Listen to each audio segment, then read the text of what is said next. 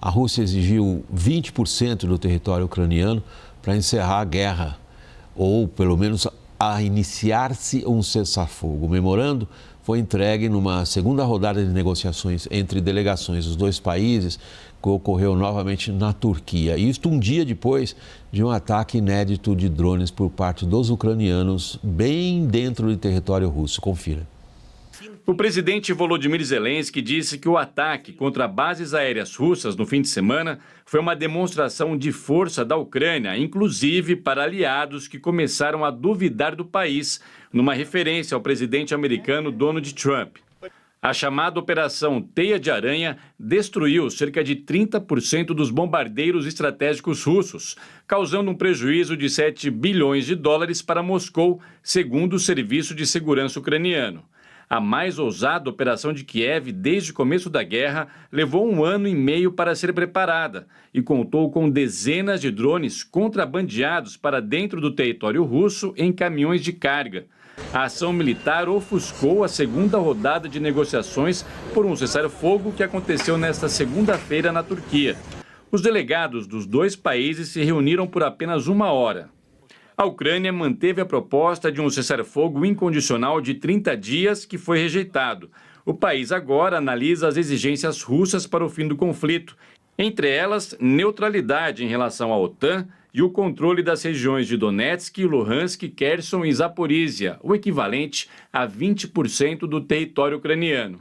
Termos rejeitados anteriormente pela Ucrânia, que classifica as demandas como uma rendição. O ministro da Defesa da Ucrânia, Rustem Umerov, propôs um encontro entre Zelensky e Putin, alegando que assuntos-chave só serão resolvidos com a participação de ambos. Zelensky disse que aceitaria a reunião. Ucrânia e Rússia, no entanto, concordaram em trocar mais prisioneiros de guerra, com foco nos mais jovens e nos feridos mais graves, e em devolver os corpos de 12 mil soldados mortos, 6 mil de cada lado. Alberto Pfeffer, o valor simbólico desse ataque feito pelos ucranianos é óbvio, não precisamos ressaltá-lo aqui novamente em detalhes. A questão é, que peso isso tem nas negociações? Bom, mais um ataque brilhante, mais uma incursão ucraniana que afeta a reputação russa. Vamos lembrar da campanha de Kursk, há mais ou menos 1 ano e pouco, que também foi tido como um avanço brilhante no campo de batalha, mas que não foi sustentável. Tanto é que todo o território foi retomado por tropas russas e que hoje já penetram naquela região vizinha da Ucrânia. Então, afeta a credibilidade da Rússia quanto à prontidão, quanto à atenção, quanto à vigilância, quanto a essa capacidade de resposta imediata. Mas, aparentemente, não tem sustentabilidade. O cerne da questão, o X da questão, está nessas resoluções que foram tomadas, estão em andamento, quanto a um equacionamento da disputa territorial. Os 4 oblastes, Crimeia, que já é considerada russa, e o não pertencimento... Na nossa audiência, o oblast é entendido mais ou menos como um estado. O estado, a região, aquelas 4 regiões foram mostradas no mapa. E a neutralidade ucraniana em relação à OTAN.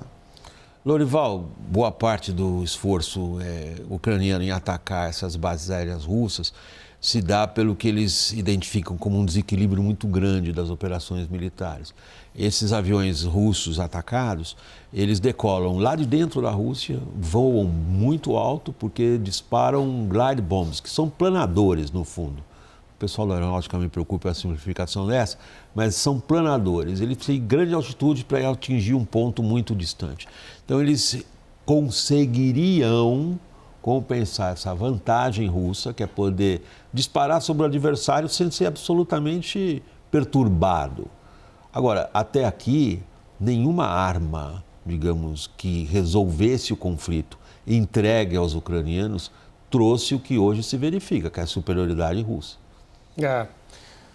Bom, acho que o uso dos drones com essa capacidade assim, de destruição realmente é algo que abre um capítulo novo na guerra, não só entre a Ucrânia e a Rússia, mas na guerra como um todo, né?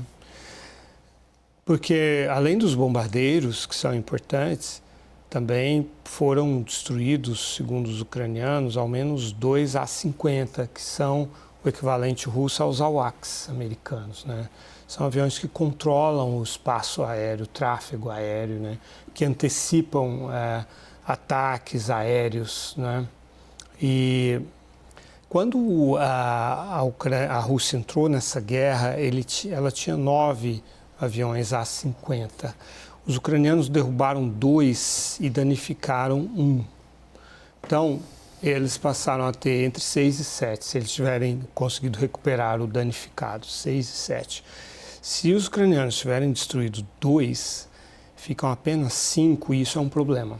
Porque os russos precisam de 6 aviões por dia.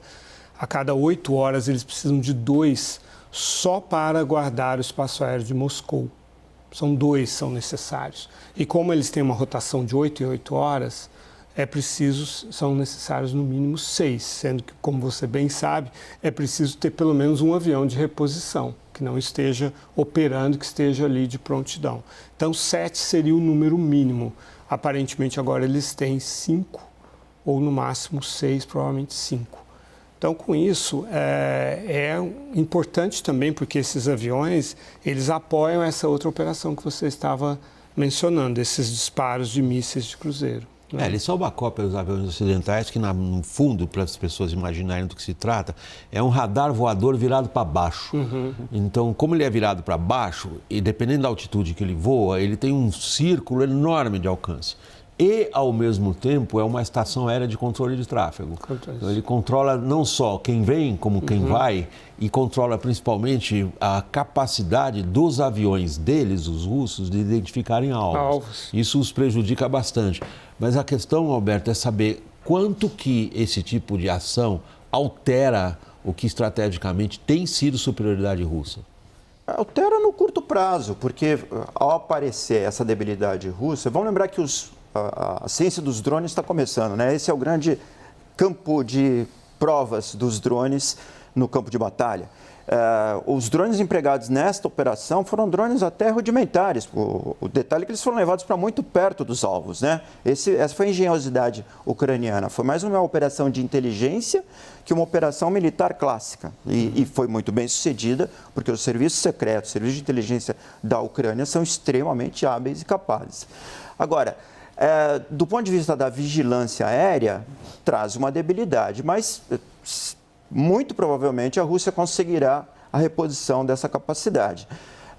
A China pode emprestar aviões, enfim, há outros lugares que podem, parceiros da Rússia, reporem esta debilidade temporária russa. E no campo de batalha, onde o conflito vem sendo efetivamente jogado, que é no território e no avanço das tropas russas ao interior da Ucrânia, para terem o domínio total dessas 4 regiões sob disputa, isso altera muito pouco, porque ali é uma guerra, é um conflito de artilharia e de infantaria leve.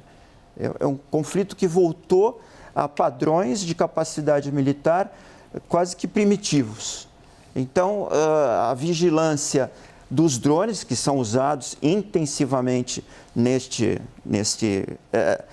microcenário de conflito, é feita não é com esses aviões sofisticados, mas é feita com sensores muito próximos. Então, não altera tanto assim esta linha de contato. Agora, vamos chamar de negociações, o que está acontecendo, é circo?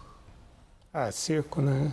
Eu acho que o Zelensky ele é obrigado a participar, porque o Trump fica cobrando dele, né? E o Trump e o Putin, em certo sentido, também, né? Tem que sinalizar ali para manter o Trump com algo para apresentar, né? Não, o Putin está engajado, eles estão tentando e tal. Mas as posições da Rússia não mudaram nada desde antes da invasão, né? Que eu quero acabar com a soberania da Ucrânia. Em resumo, é isso, a capitulação da Ucrânia, né? Um país neutro que restabeleça as relações diplomáticas e políticas com um país que ocupa 20% do seu território, completar a ocupação dessas 4 regiões, Zaporizhia, Kherson, Donetsk e Lugansk, sem lutar, né? só no grito, né, conseguir o restante. Restaurar a língua russa como uma língua oficial, não creio que isso seria um grande problema para a Ucrânia. Um bom pedaço fala mesmo russo? O Zelensky falava russo antes de virar presidente, né? Teve que aprender ucraniano como língua estrangeira. E fazer eleições, acabar com a lei marcial. E claro, o mais importante, não poder receber ajuda externa, ter que reduzir suas forças armadas, ou seja, preparar o terreno para a Rússia depois invadir com um custo muito menos elevado. Então é claro que os ucranianos não vão aceitar isso, mas os ucranianos não podem dizer não para nenhuma oportunidade de negociação, porque isso será a senha para o Trump abandonar a Ucrânia e restabelecer as relações comerciais com a Rússia, que é o que ele deseja fazer. Há algo que você tenha observado nas trocas na Turquia, as duas, né? Hoje foi a segunda, entre as duas delegações que se sugira qualquer negociação de fato, fora, evidentemente, que eu quero deixar aqui registrado, as trocas de prisioneiros têm um valor humanitário grande e não se deve desprezar. Às vezes a gente deixa isso de lado, mas isso tem sua importância. Mas fora isso... Não, nada de significativo. Zelensky ganha o tempo dele para aumentar o apoio que ele tem dos europeus. Aí é que está a escora de Zelensky ou da Ucrânia. E os dois lados jogam para Trump ver, né? A Rússia também ganha o tempo dela, apostando no desgaste do exército ucraniano. A Ucrânia segue com o apoio na expectativa de receber mísseis e armamentos de longo alcance da Europa. Com a eventual debilidade da defesa russa, conseguia acertar alvos estratégicos que façam com que a Rússia repense o custo do conflito, né? Alcançar Moscou, basicamente. É isso que a Ucrânia gostaria de fazer. O tempo, sabemos, trabalha contra a Ucrânia nesse sentido. Neste momento em que o verão se aproxima, a Rússia prepara uma grande ofensiva terrestre. Alguns dizem que já está em curso. Mas eles, assim, no terreno, eu estou acompanhando, hoje, por exemplo, não houve grandes ganhos da Rússia, né? Tem dia que a Rússia avança algumas centenas de metros, eu disse metros, tem vezes que não avança nada, hoje foi um desses dias em que não avançou nada. Mas a grande batalha aí é por capacidade de reposição de homens e de munição, na verdade.